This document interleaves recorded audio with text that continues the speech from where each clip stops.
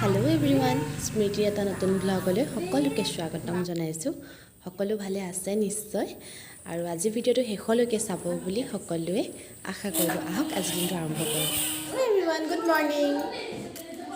এয়া ওলাই মেলি থকা দেখিছেই নহয়।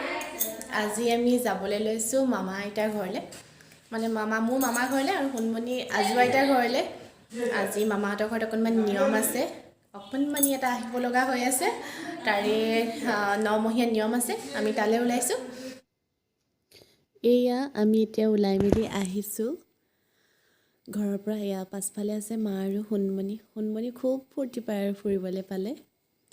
এয়া আৰু লগত আছে মোৰ ভাইটি আমাক আনিব গ'ল। এয়া আহি আছোঁ মামা ঘৰলৈ বুলি।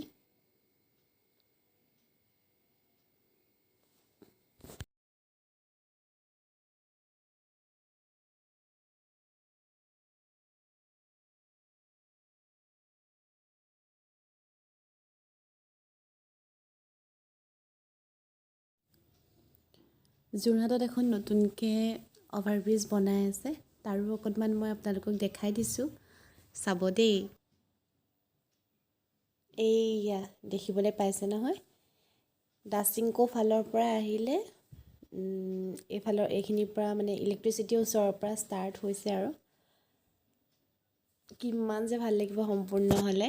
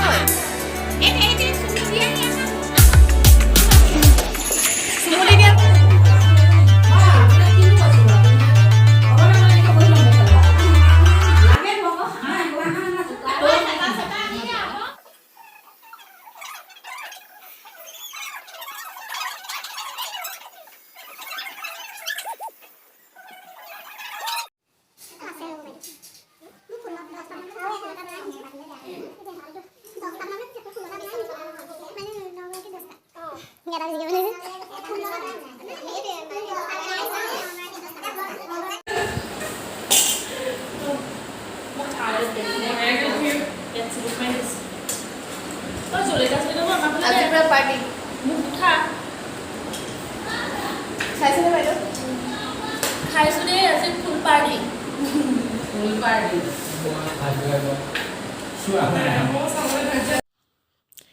এয়া আমি মামা ঘৰৰ পৰা আহি পাই গ'লোহি মামা ঘৰত পূৰা লোকেল মুৰ্গীৰ মাংস দি গোটেইখিনি আমি একেলগে ভাত খালোঁ মানে ভাত খাওঁতে আমাৰ 4টামানেই বাজিলে কাৰণ গোপিনীসকল যে সকামৰ কাৰণে আহিছিলে তেওঁলোক যাওঁতে প্ৰায় 3টামান বাজিলে সেইকাৰণে ভাত খোৱা দেৰি আৰু এতিয়া ঘৰলৈ আহি পাই মানে আজি এটা স্পেচিয়েল দিন আজি কাৰণ ভণ্টিৰ বাৰ্থডে হয় আৰু আমি ভাবিছিলোঁ বেলেগ কিবা খাম বুলি কিন্তু নহ'লে আৰু কাৰণ দিনতে ইমান খোৱা দেৰি সেইটো কাৰণে মায়ে পনীৰৰ লগত ৰুটি বনাম বুলি কৈছে তাৰে আয়োজন কৰি আছোঁ আৰু চাওকচোন আমি বাৰ্থডেত কি কি কৰিলোঁ সকলোখিনি দেখাইছোঁ